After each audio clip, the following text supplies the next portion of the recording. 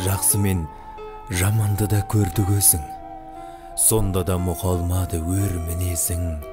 Айбын Алатаудай қайран әке, асқарым арқа сүйер болдың өзің.